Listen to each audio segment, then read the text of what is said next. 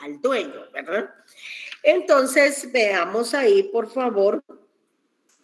Vamos a abrir nuestro Código Civil a partir del artículo 703 al 744. Código Civil a mano, por favor, bolígrafo y resaltador. Ya ustedes saben que deben de tener su resaltador de texto ahí. Eso es instrucción para todas las clases de derecho civil.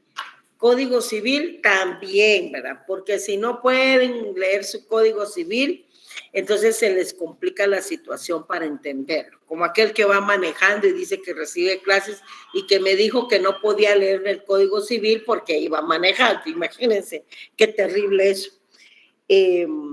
Espero que nadie se le haya atravesado ahí por su camino. Estamos en la guía número 44, ahí tenemos una definición de lo que debemos entender por usufructo y ahí tenemos que es el derecho de gozar y disponer de las cosas, pero en que otro tiene la propiedad, como que fuera el propietario mismo, ¿verdad?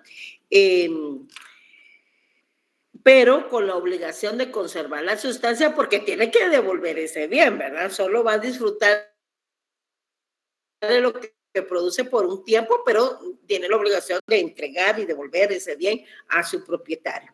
El artículo 703 del Código Civil nos indica, veamos título 3, usufructo, uso y habitación. Ahí a la par le pueden colocar derechos reales de mero goce. Porque a qué clase pertenece, eso sí no lo indican, solo que en el título sí tiene usufructo o uso de habitación.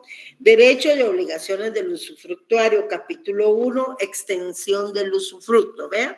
Ya tienen ahí a mano su Código Civil, artículo 703, pertenecen al usufructuario. Sí. Vaya, Silvana, gracias, los frutos naturales y civiles de los bienes, que los bienes produzcan ordinaria y extraordinariamente, salvo las limitaciones establecidas en el título que se constituye. La naturaleza jurídica del usufructo es que pertenece a un derecho real de mero goce y se disfruta de lo que produce una cosa de ajena pertenencia, ¿verdad? Y, repito, pertenece a la categoría de los derechos reales de mero goce. Aquí en el usufructo encontramos dos elementos personales. El propietario, que también es conocido como nudo propietario, de la nuda propiedad. Ustedes que ya aprobaron el curso de Derecho Romano, pues ya saben a qué nos estamos refiriendo. El verdadero dueño del bien, ¿verdad? O sea, quien va a otorgar el bien en usufructo.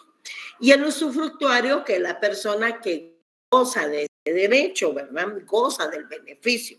Entonces, repito, encontramos dos elementos personales. El primero que se llama propietario o no propietario y el segundo que es el usufructuario.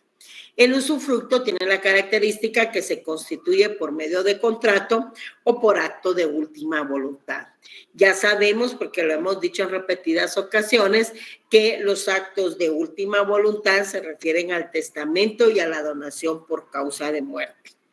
Ambas figuras las encontramos reguladas tanto en el artículo 1517, que pido por favor que alguien me lo lea, 935 y 1002. ¿Quién quiere leer el 1517? Ese nos indica en qué casos hay contrato, por favor. Sí, Amanda. Y Diego, mira pues, Amanda va a leer el 1517. Diego, por favor, de leer el 935. Buenas tardes. Buenas tardes. Hay cuatro personas conviene crear, modificar o extinguir una obligación. Bueno, ya vimos en el artículo 1510 en qué casos hay contrato. Cuando dos o más personas convienen en crear, modificar o extinguir una obligación. Entonces, el contrato es fuente de las obligaciones y lo van a ver específicamente cuando en el contrato. Pero ahorita ya deben de llevar en mente que existe un contrato para constituir el usufructo. Diego, vas a leer, por favor, el 1002, disculpa. Diego Samuel. Diego Samuel. El 1002, ¿verdad, licenciada? 1002, por favor. Muy bien. El tenedor puede disponer de una cosa o de una cantidad o del todo de una tesis, a título de una más personas individuales o jurídicas. Muy bien. Y finalmente debemos de leer el artículo 704. ¿Quién quiere leer el 704, por favor? ¿Sí, Sara? Artículo 704. Forma de constitución. El usufructo se constituye por contrato o por acto de última voluntad. Exacto. Entonces ahí tenemos en el artículo 704 la forma de constitución del usufructo. ¿Y cómo se va a extinguir? Pues el usufructo se extingue por muerte del usufructuario, obviamente, porque se vence el plazo, ¿verdad? Por la reunión del usufructo y de la propiedad en una misma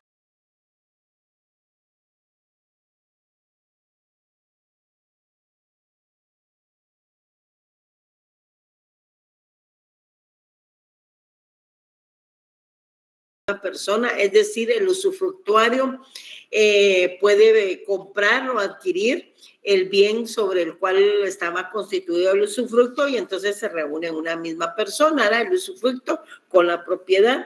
También puede ser por prescripción, es decir, no se ejerció su derecho de usufructo de acuerdo al artículo 1508 y 1509 del Código Civil, por renuncia del usufructuario, ¿verdad? Si no quiere el usufructo, puede renunciarlo también. Puede perderse la cosa usufructuada, puede anularse o cesarse el derecho en que se constituyó el usufructo y también cuando existe abuso del usufructuario en cuanto al ejercicio de su derecho, pero esta debe ser declarada mediante resolución judicial, es decir, por medio de juez competente. Y ahí tienen las formas de extinción del usufructo en los artículos 738 y 739 del Código Civil.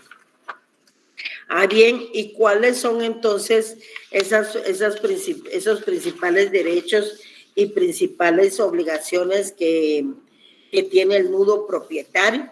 Ahí tenemos un listado con varios cuadritos y tenemos en primer lugar, estamos hablando del propietario, nudo propietario, del bien, ¿verdad? O sea, quien entrega el bien para que sea utilizado o pueda ejercer el derecho de usufructo sobre él. Pues en primer lugar, entregar la cosa que se da en usufructo, ¿verdad?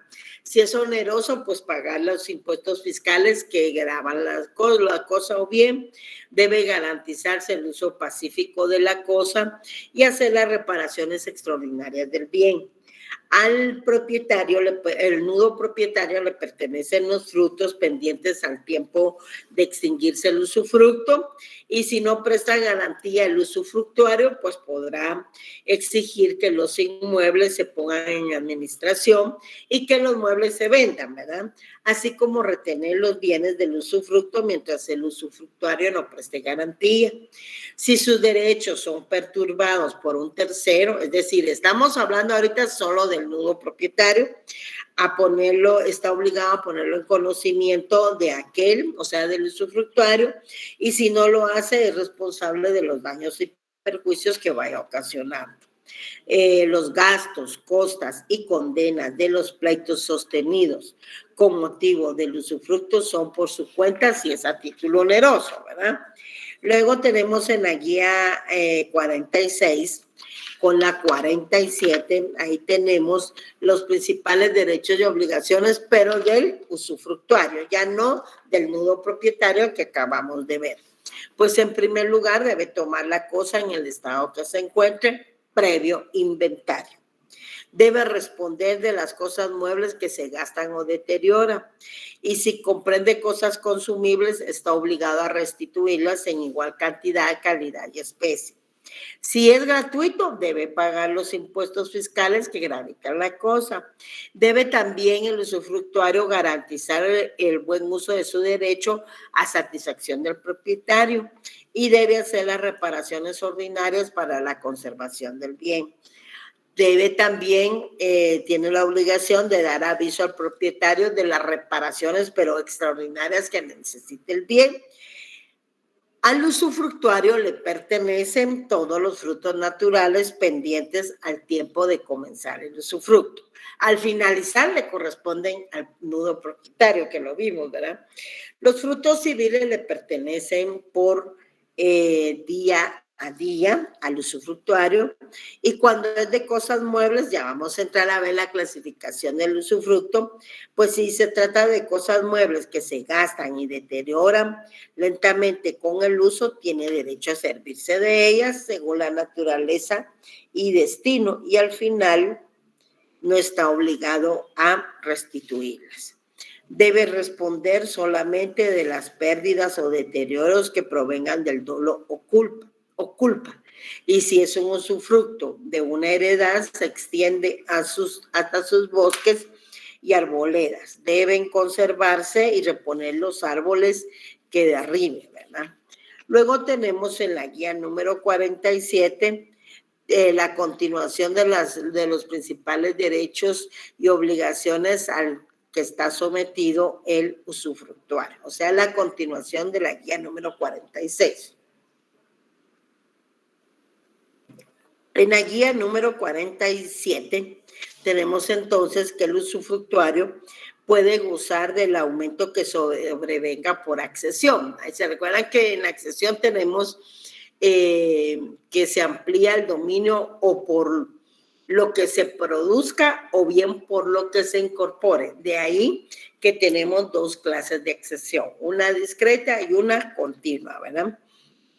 Puede gozar por sí mismo de la cosa usufructada, puede darla en arrendamiento, puede enajenar su derecho de usufructo. Pongan atención ahí, en el usufructo, sí se puede dar en arrendamiento, se puede disponer.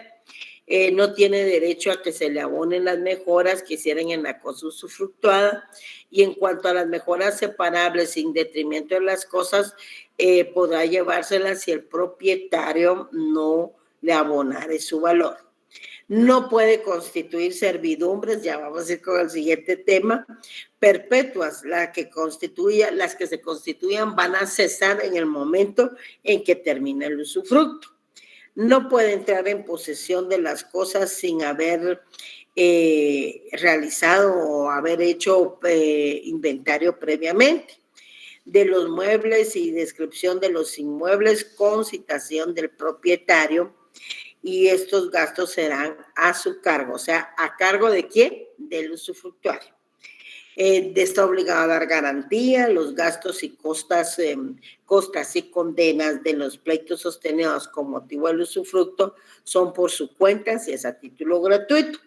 En ningún caso está obligado a responder por más de lo que produce el usufructo, ¿verdad? Porque sobre eso es que se constituye el derecho. Y todos estos derechos y obligaciones, tanto del nudo propietario como del usufructuario, lo encontramos regulado del artículo 703 al 744, artículos que tienen la obligación de ir a leer, ¿verdad? En la guía número 48 encontramos entonces la clasificación del usufructo. Hasta este momento lo que quiero que tengan bien claro es que en el usufructo estamos gozando de los frutos que produce un bien de ajena pertenencia, es decir, el dueño es una persona distinta al usufructuario, porque si fuera la misma persona, entonces estaríamos hablando de la propiedad. Recuerden que la propiedad conlleva gozar y disponer de un bien con las limitaciones que la misma legislación establece, ¿verdad? Limitaciones, prohibiciones, ¿se recuerda? Limitaciones, prohibiciones y obligaciones. Entonces, repito, la persona que goza de los frutos, en este caso del usufructo, es una persona distinta del propietario, porque estamos, repito, hablando de derechos reales de mero goce, usufructo. Ya vamos a entrar al uso y la habitación. En la guía número 48 encontramos entonces la clasificación del usufructo, ¿ya? ¿Están ubicados ahí? Sí, licenciada. Sí, licenciada. Solo, perfecto aquí. Bueno.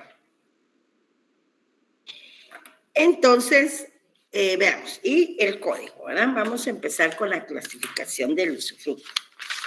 Fíjense que por las personas, el usufructo se clasifica a favor de personas individuales, pero también a favor de personas jurídicas o colectivas. O sea que hay a favor de personas individuales, vamos a encontrar otra clasificación que es simple y múltiple, ¿verdad? Vamos a leer el artículo cuando les diga, entonces ustedes se apuntan. El usufructo es simple cuando es atribuido a una sola persona, tú. Pero resulta que el usufructo también puede ser múltiple.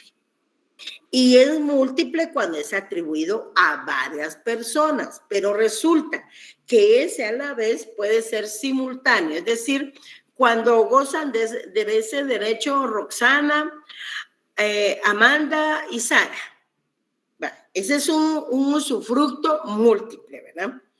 Pero como este puede ser simultáneo y sucesivo, simultáneo es cuando Roxana, Silvana y Amanda gozan del derecho del usufructo a la vez, simultáneamente. Pero también puede ser sucesivo, es decir, que primero, digamos, en los primeros 3 meses va a tener el derecho de usufructo Roxana, los siguientes 3 meses Silvana y por último los otros 3 meses Amanda, ahí es sucesivo. Y lo encontramos regulado en los artículos 705 y 707, ya lo vamos a leer. También se puede constituir usufructo a favor de personas jurídicas o colectivas. En el caso de las personas colectivas, ese no debe de exceder de 30 años, según el artículo 706. Vean ahí, ya lo vamos a leer. Y cuando se trate de bienes nacionales, pues entonces puede ser por un tiempo máximo de 50 años. A ver, ¿quiénes quieren leer 705? 706 y vamos a ver 705 y 706 para no leer todo. Silvana el 705 y Amanda el 706. Gracias, chicas. 705. Duración del usufructo. El usufructo puede constituirse por tiempo fijo, vitalicio, puramente o bajo condición, pero no a perpetuidad y sobre toda especie de bienes muebles e inmuebles. Asimismo, puede constituirse a favor de personas jurídicas o de una o varias personas individuales, simultánea o sucesivamente. Así es. En caso de disfrute sucesivo, el usufructo solo aprovechará a las personas que existan cuando concluya el derecho del anterior usufructuario. Ajá, es decir, gracias Silvana, es decir, Roxana va a gozar del derecho de usufructo por un plazo de 3 meses. Cuando termina el de ella, empieza entonces el de Silvana. Cuando termina el de Silvana, el de Amanda, y así. ¿Por qué? Es un usufructo sucesivo, ¿verdad? En el simultáneo es donde todos al mismo tiempo y establecerán las reglas del juego ahí en el contrato. Creo que el 706 le corresponde a Amanda. Sí, licenciada. Va, gracias. Como que solo 3 sabemos en clase, chicas. Bueno, démosle mejor. El usufructo no puede exceder de 30 años. Cuando en la constitución del usufructo no se fije tiempo para su duración, se entiende constituido por toda la vida del usufructuario. El usufructo que no sea vitalicio y el constituido a favor de personas jurídicas no podrá exceder de 30 años, salvo que se trate de bienes nacionales, en cuyo caso podrá ser hasta por 50 años. Muy bien. Bueno. Ese es el fundamento legal de lo que acabamos de leer y explicar, ¿verdad? Entonces, ya vemos que puede ser por toda la vida del usufructuario. Entonces, ahí es vitalicio, ¿verdad? Cuando el usufructo, que no es vitalicio y al constituido a personas jurídicas, ese no puede exceder de 30 años, y si se trata de bienes nacionales, no puede exceder de 50 años. Ahora aquí vamos a seguir siempre utilizando el 705 y 703 ahora para la otra clasificación del usufructo que se denomina por las cosas. Vean pues que el usufructo tiene la característica de que recae tanto sobre bienes muebles como sobre bienes inmuebles, ¿verdad? Pues en primer lugar tenemos el usufructo propio o normal. Ese recae sobre cosas no consumibles, como vimos en el 703, que ya leímos. El impropio o anormal, ese recae sobre bienes consumibles. Lo tenemos regulado en el artículo 713 y a ese ahí le van a anotar a la par del 713. Se llama así porque recae sobre cosas consumibles y también se le llama cuasi usufructo porque comprende todos aquellos bienes que no pueden usarse sin consumirse. Hay un usufructo que se llama singular si recae sobre cosas determinadas, o sea, especifican bien el bien, y hay un usufructo universal cuando recae sobre un patrimonio. Recuerden que el patrimonio se queda universalidad de derecho, en donde están incluidos los bienes, derechos, pero también las obligaciones que pertenecen a una persona y que son susceptibles de un valor económico, que tienen un precio, ¿verdad? Entonces, a ese se le llama universal. Como repito, de acuerdo al artículo 705, ya vimos que recae sobre bienes muebles y sobre bienes inmuebles. Leamos ahora el artículo 713, en donde encontramos ese usufructo impropio o anormal. Ese usufructo que se llama cuasi usufructo. ¿Por qué? Porque recae sobre cosas que no pueden usarse sin consumirse, es decir, recae sobre bienes consumibles o bienes fungibles y por tanto tendremos que reponerlos en igual cantidad de especie. Veamos el 713, por favor. Sí, Román Estrada. Muy buenas tardes. Es artículo 713. Si el usufructo comprende cosas que no pueden usarse ni sin consumirse, el usufructuario está obligado a restituirlos en igual género, cantidad y calidad. Y si por esto no fuere posible, a pagar su valor si se hubiesen dado estimadas, o su precio corriente al tiempo de cesar el usufructo, si no fueron estimadas. Muy bien, ahí entonces a la par van a tomar su lapicero, su lápiz y colocarán obligación de restituir a la par usufructo impropio o anormal o cuasi usufructo. Es igual, ¿verdad? Pero tendrán que hacerlo de esa forma. Luego tenemos que el usufructo por el objeto el usufructo por el objeto se clasifica sobre cosas y también sobre derechos.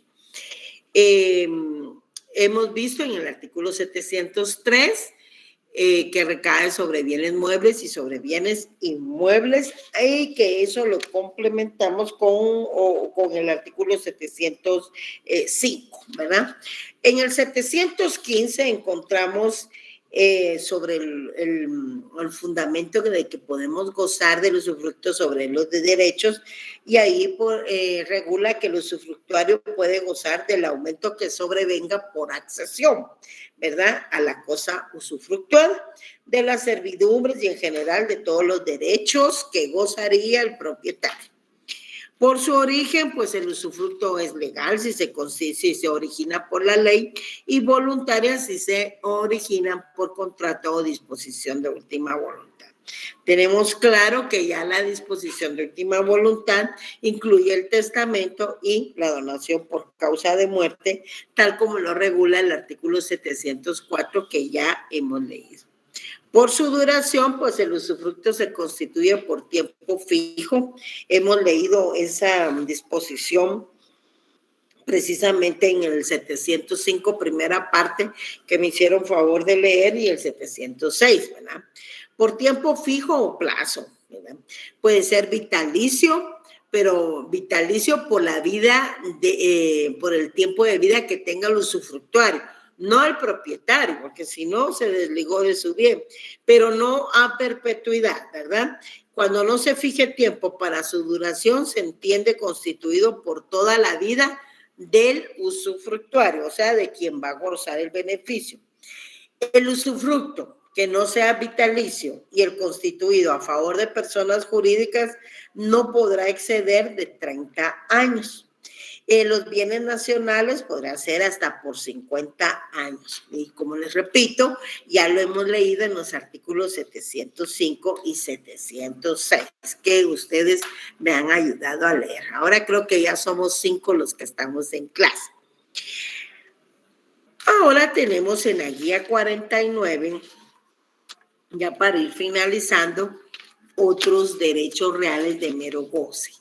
Hemos visto hasta este momento el tema del usufructo, pero también se encuentra el uso y la habitación. Bueno, ¿y en qué consiste? Pues también son derechos reales de mero goce. También coinciden en que disfrutamos de lo que produce un bien de ajena pertenencia.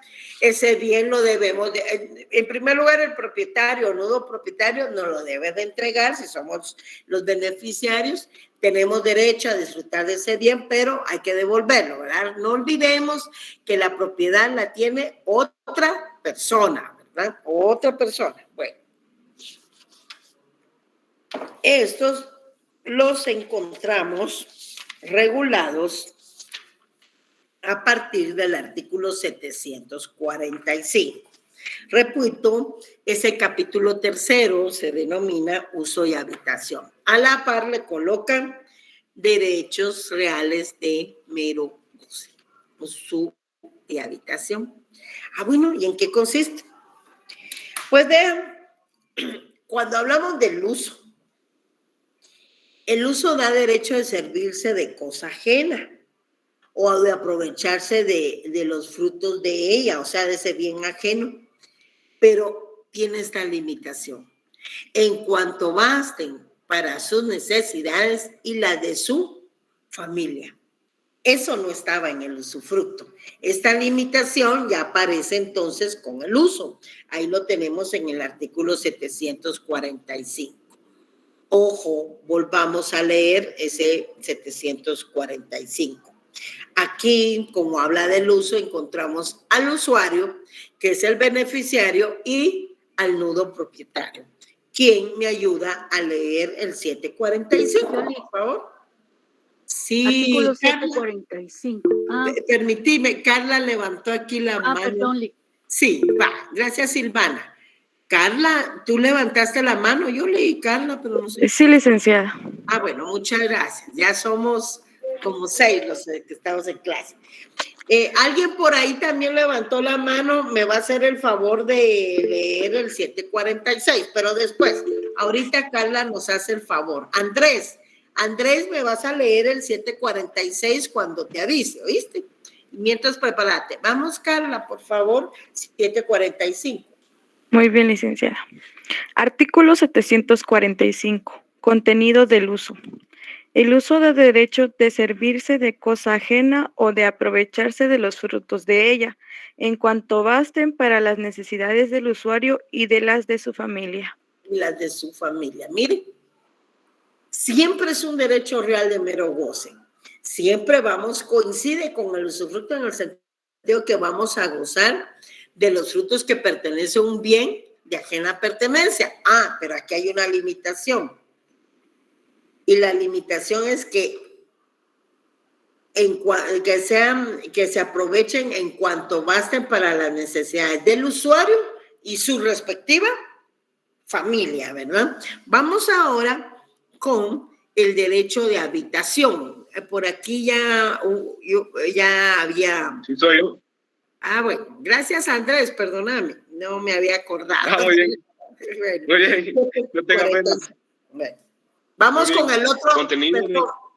Perdón, Andrés. Vamos con el otro, ahorita te digo, con el otro derecho real de mero goce que se llama habitación y que Andrés nos va a hacer favor de leer el artículo. Vamos, Andrés, por favor. Muy bien. Contenido de la habitación. La habitación se limita a lo que sea necesario para quien tiene el derecho y para su familia, aun cuando no la haya tenido en el momento de constituirse tal derecho. Bueno, gracias, Andrés. Fíjense aquí.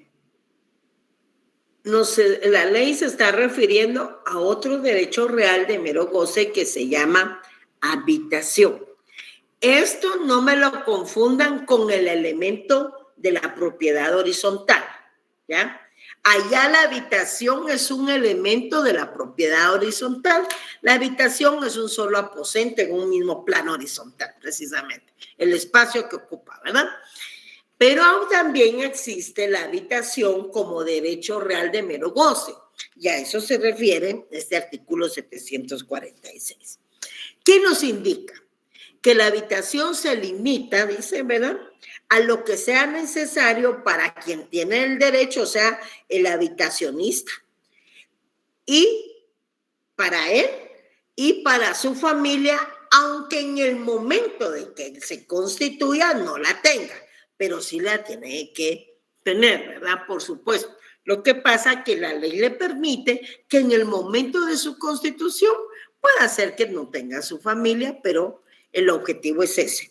Entonces, lo tenemos regulado en el 745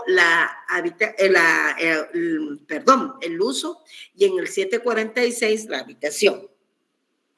Ambos es para satisfacer necesidades del beneficiario y sus respectivas familias. La diferencia, entonces, entre el uso y la habitación es que la habitación, si bien es cierto, también es para satisfacer necesidades de la familia, lo es que no es necesario tener una familia en el momento de su constitución, nada más, ¿verdad? Entonces, ahí vayan estableciendo las diferencias entre una y otra figura, porque ahorita ya vamos conociendo tres figuras, tres derechos reales de mero goce. El artículo 750 del Código Civil, por supuesto, nos indica que los derechos de uso y habitación se establecen y se pierden de la misma manera que el usufructo. Entonces, ¿qué significa esto? Que son aplicables los artículos 704, 738 y 739 al tema del uso y la habitación, ¿verdad? Esos son los artículos que acabamos de mencionar, se refieren al usufructo, pero son aplicables al uso y la habitación. ¿Y cómo se constituye el uso y la habitación? Pues como el artículo 750 nos está diciendo que de la misma forma anotamos ahí, uno, que es igual al usufructo, y dos, que se constituyen por contrato y por acto o disposición, de última voluntad. Se extingue de acuerdo a lo regulado en el artículo 738 y 739 del Código Civil, aplicable al usufructo, y ahora vemos que también se aplica al tema del uso y la habitación. ¿Y cómo se extingue? Entonces, ¿verdad?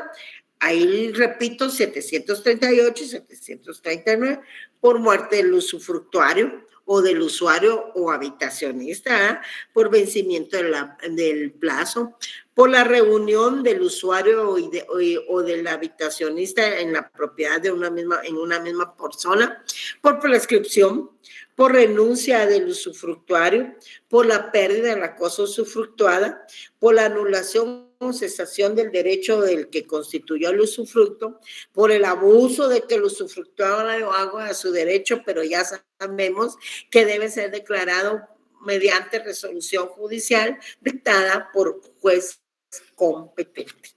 Empezamos ahora. ¿Cuáles son esas obligaciones? ¿Cuáles son esos derechos que tiene el habitacionista, ¿verdad? O habitador. Y seguros, pero es habitacionista. Ahí corrijan esa guía, por favor. El habitacionista.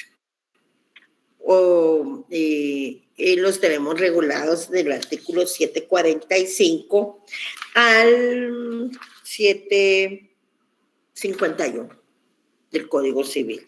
Fíjense que el 751 nos indica obligaciones del usuario y del habitacionista.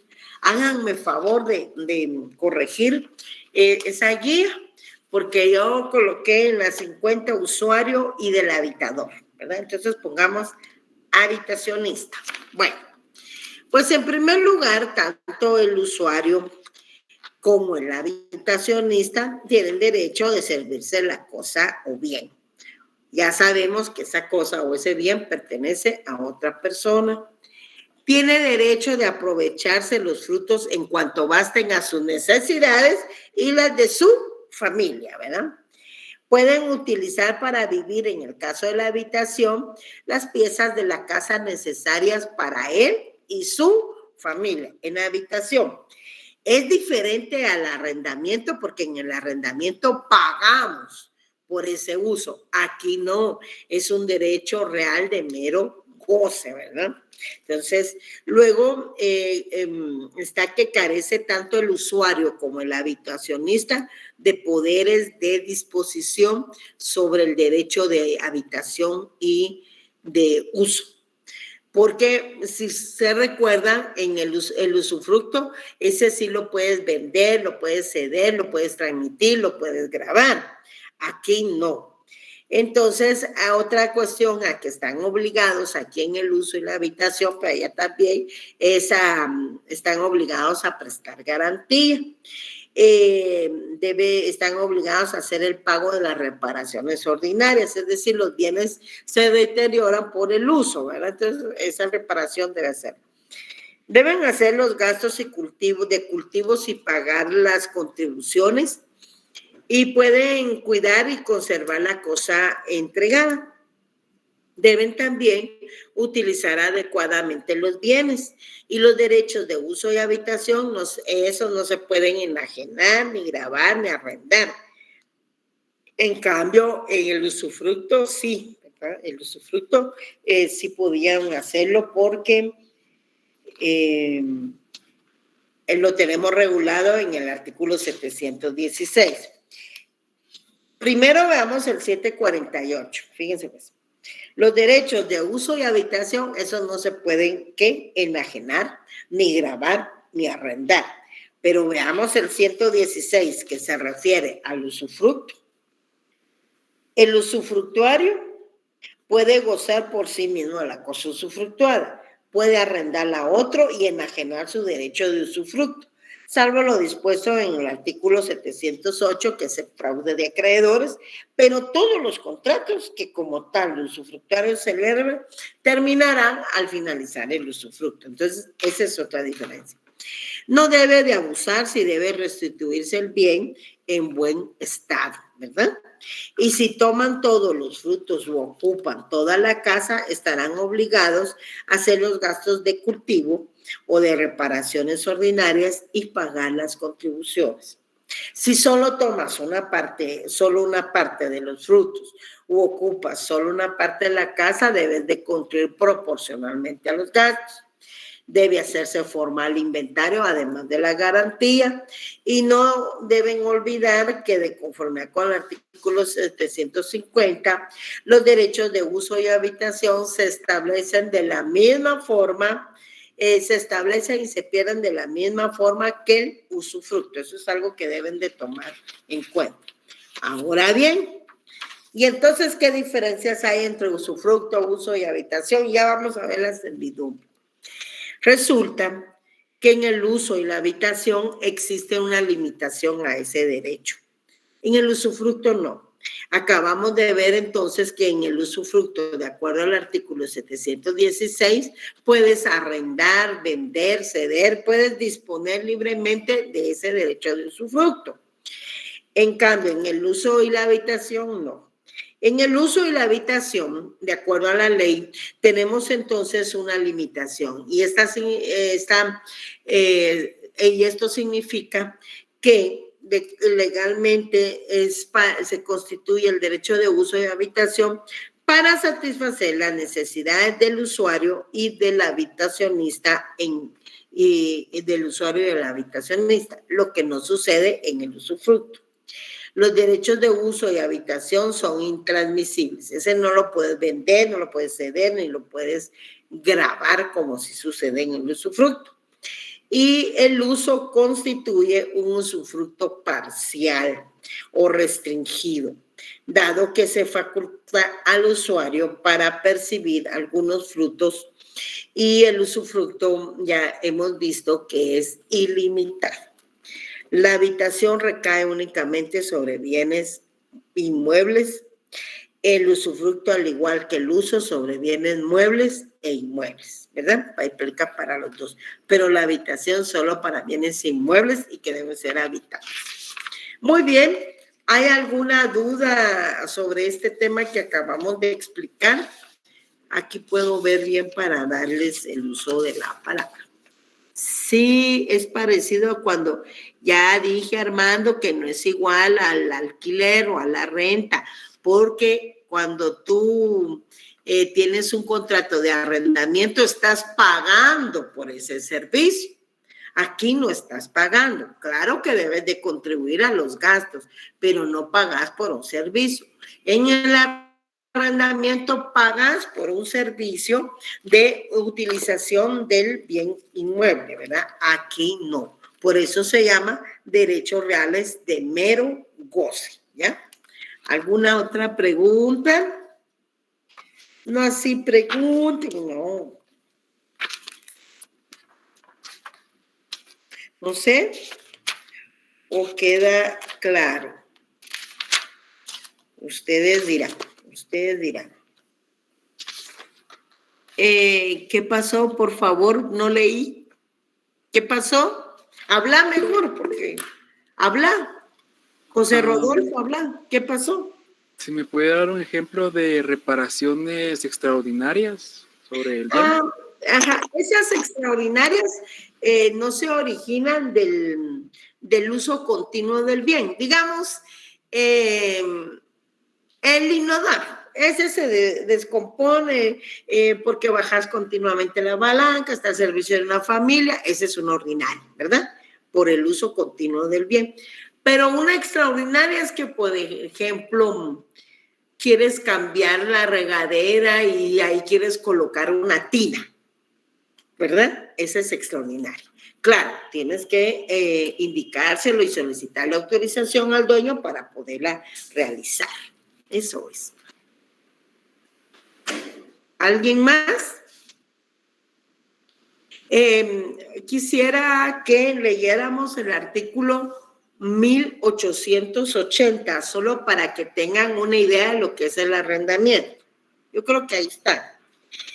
El arrendamiento es el contrato por el cual vayamos a buscar el artículo 1880. Busquen su artículo 1880, por favor. Ya nos referimos a la parte de los contratos. Y ahí está específicamente regulado el contrato de arrendamiento. En el contrato de arrendamiento vemos que, de acuerdo al artículo 1880, vemos que el arrendamiento es el contrato por el cual una de las partes se obliga, vean, a dar el uso o goce de una cosa por cierto tiempo a otra que se obliga a pagar. Aquí en los derechos reales de mero goce no están pagando, a pagar por ese uso o goce de un precio determinado. ¿Alguien más, compañeros?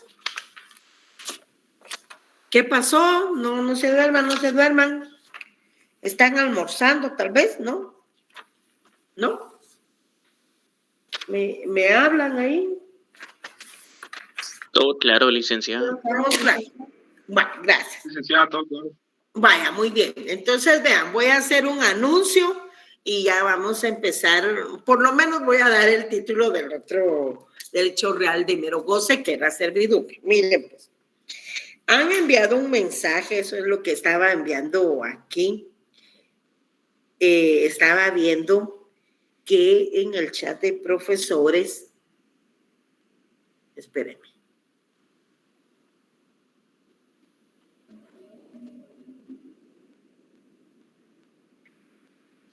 Fíjense que hay un chat y yo quiero leerles algo que permitan que sean profesores. Me están indicando acá que la segunda retrasada se realizará del 26 al 30 de este mes, o sea, de septiembre, ¿verdad? Muchos.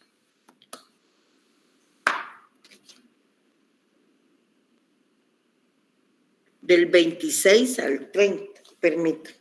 Sí, del 26 al 30 es del lunes a viernes, o sea que va a haber una diaria, tengan cuidado. Parece que ahí en la página indicaron que ya pueden pagar su primera recuperación. Les voy a leer esto. Dice que pueden pagar su primera recuperación y enviarle el documento al docente. Ay, Jesús, me voy a llenar de un montón de documentos.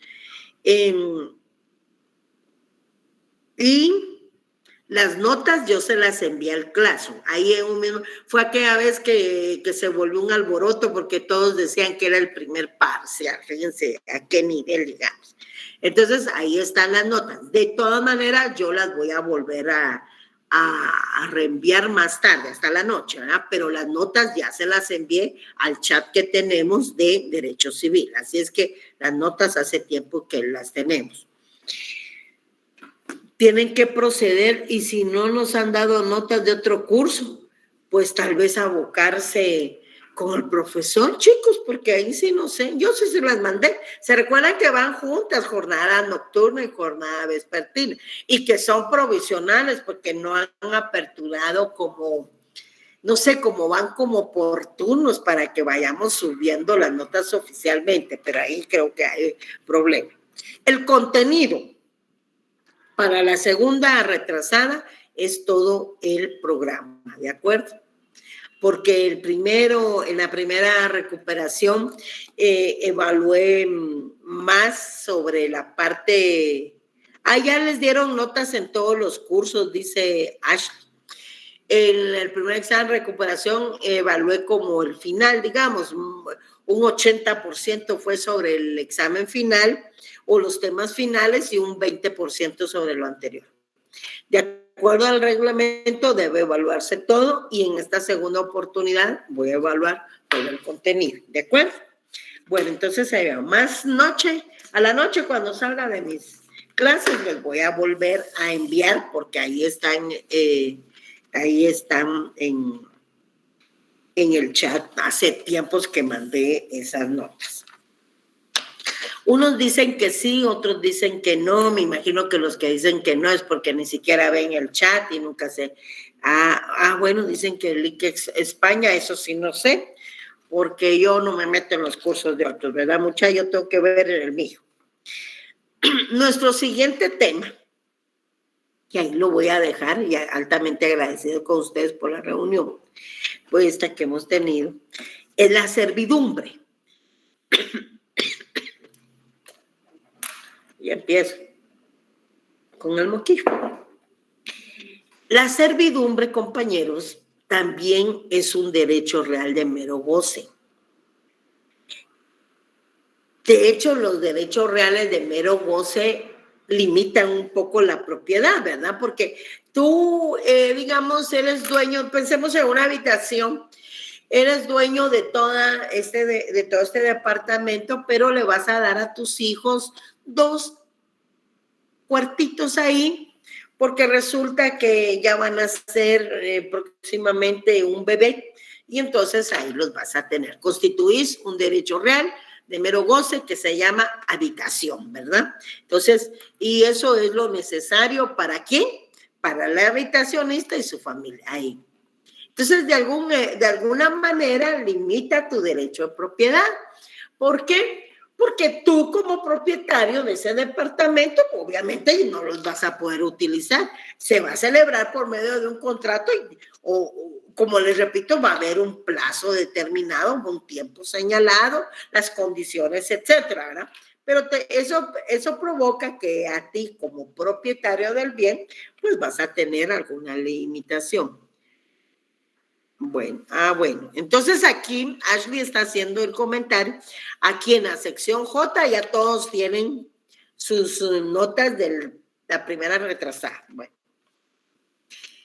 Pero a esto se suma al usufructo, al uso, a la habitación, otro derecho real que se conoce como servidumbre. ¿Y qué es la servidumbre?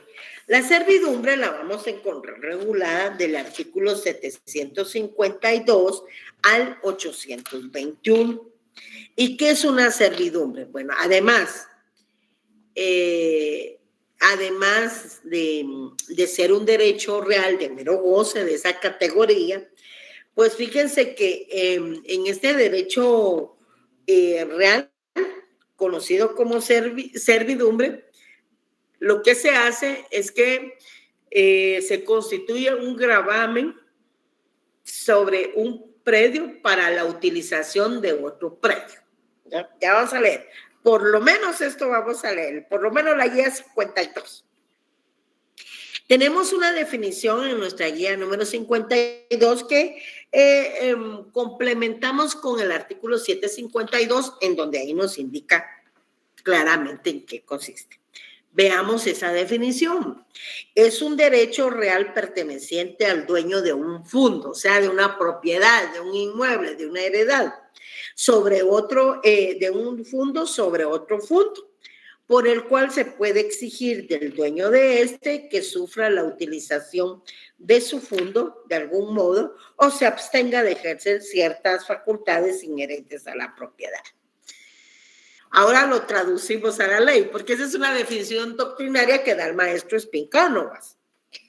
Servidumbre, veamos el 752. Bueno, Irma, por favor, pongan atención, después no van a entender el tema de servidumbre. Ahí platican en sus chats que tienen sobre la retrasada, porque después ni eso. Vamos, Soto, ahorita estás en clase, hombre. Déjala ella con su nota al finalizar. Ya voy a terminar en 5 minutos porque solo voy a explicar esta guía número 52. Bueno, en el artículo 752 encontramos un concepto. Veamos ese título cuarto de las servidumbres. Capítulo primero, disposiciones generales, concepto 752. Ahí a la par de donde dice título quinto de las servidumbres, coloquen ustedes derecho real de mero goce. La servidumbre también pertenece a esa categoría.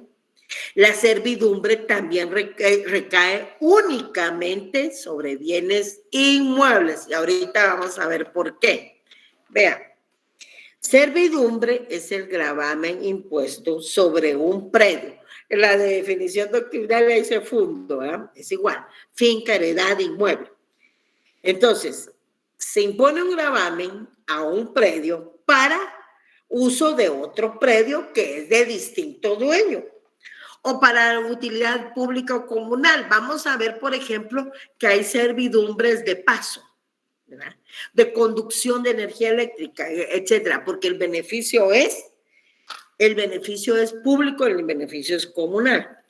Eso es lo normal, que se constituya que para constituirse existen dos bienes inmuebles de diferente dueño, pero la excepción es que los dos bienes inmuebles pueden pertenecer a una misma persona. Por eso nos indica el siguiente párrafo. Pongan atención. Sin embargo, el propietario de dos fincas, o sea, es un mismo propietario de dos fincas, puede gravar una de ellas con servidumbre en beneficio de la otra. Esa figura es lo que se conocía, la heredamos del derecho romano y es lo que se conoce como constitución por el destino del padre de familia. ¿Se recuerdan? Eso lo vieron en derecho romano. Entonces, ¿qué pasó? El inmueble a cuyo favor está constituida la servidumbre se llama predio dominante. Es decir, quien va a gozar del beneficio de constituir esa servidumbre se llama predio dominante. El predio sobre el cual vamos a constituir la servidumbre para beneficio del otro se llama predio sirviente. Aquí lo que encontramos, si allá los elementos que encontramos era nudo propietario y usufructuario, aquí son predios, ¿ya? Predio dominante y predio sirviente. Ahí lo tienen en su guía 52, segunda columna. Constitución por el destino del padre de familia, o sea, eso es la excepción, ¿verdad? Consiste en que el propietario de dos predios vecinos pueden constituir servidumbre a su propio favor porque es un mismo dueño. Y ahí lo acabamos de leer en el artículo 752. Existe, repito, en este derecho real de mero goce llamado servidumbre, dos elementos que se llaman predios. Hay un predio dominante, que es el inmueble a cuyo favor está constituida la servidumbre, porque se goza de ese derecho, y hay un predio sirviente, que es el inmueble que sufre o soporta la servidumbre, que todo esto está regulado en el artículo 752. Su naturaleza jurídica es un derecho real de mero goce, ¿verdad? Disfrutamos de un bien de ajena pertenencia. Dejamos ahí entonces, el jueves vamos a tener el tema siempre de la servidumbre. Vamos a ver si lo terminamos y empezamos con la hipoteca, y si no, continuamos, ¿verdad? En la guía 53, pues ya tenemos varias características. Voy a explicar esto. Hay varias características de la servidumbre. Por ejemplo, que es un derecho de disfrute sobre cosa ajena, que hemos venido platicando, y que excepcionalmente se puede constituir sobre dos bienes inmuebles, pero que tienen un solo propietario, ¿verdad? O sea, una misma persona es la dueña de predios diferentes. La constitución del derecho de servidumbre debe obedecer a una satisfacción de interés público comunal, ¿verdad? Una necesidad determinada del predio dominante. El dueño del predio sirviente solo queda obligado a abstenerse de ejecutar ciertas facultades del mismo, que es lo que les decía, porque es una limitación, ¿verdad?, a su derecho de propiedad. Otros autores agregan lo que está regulado en el artículo 755, que es la inseparabilidad, es decir, las servidumbres son inseparables del bien inmueble al que pertenecen activa o pasivamente. Y si los inmuebles cambian de dueño, pues la servidumbre continúa, ya sea en forma activa o pasiva, dependiendo de su clase, en el predio en que estaba constituido hasta que legalmente se extinga, ¿verdad? Y tenemos la otra característica que agregan otros autores, que es la indivisibilidad, y que la tenemos regulada en el 756. Las servidumbres son indivisibles. Si se divide el predio sirviente, cada una de sus porciones tiene que tolerarla, ¿verdad?, en las partes que le corresponde. Si se divide el dominante, pues cada propietario de este puede usarla por entero, pero no alterarla ni agravarla, ¿verdad? Solo lo que le corresponde proporcionalmente. ¿Y cómo se constituye? La servidumbre tiene la característica también que se constituye mediante escritura pública y se inscribe en el Registro General de la Propiedad, porque recuerden que se está refiriendo a bienes inmuebles, ¿verdad? Puede constituirse también por ser impuesta por la ley, puede ser impuesta por la ley, y puede adquirirse por prescripción. En cuanto a su extinción, así solo nos queda para el jueves las clases de servidumbres. En cuanto a su extinción, pues esta termina por voluntad de las partes, ¿verdad? Señalado en el contrato, obviamente, por vencimiento del plazo, si se cumple con las obligaciones y si se cumple con la condición. También puede extinguirse por su no uso. En el tema de las servidumbres continuas y aparentes, que vamos a ver, por su no uso de 3 años, y en las no aparentes o discontinuas por un plazo de 5 años. Cuando la servidumbre llega a un estado de no poder usarse sin culpa del dueño del predio sirviente, también se extingue. Y en las servidumbres legales, por prescripción por su no uso de 5 años, cuando hayan sido establecidas para utilidad pública o comunal. En el artículo 817 vamos a encontrar esto, que se refiere a la extinción de las servidumbres, y en el 820 la prescripción de las servidumbres legales. Compañeros, muchísimas gracias. Dejamos ahí y nos vemos el día jueves con la continuación del tema de las servidumbres, y Dios primero el otro tema. Voy a señalar acá que para el día jueves me corresponde el tema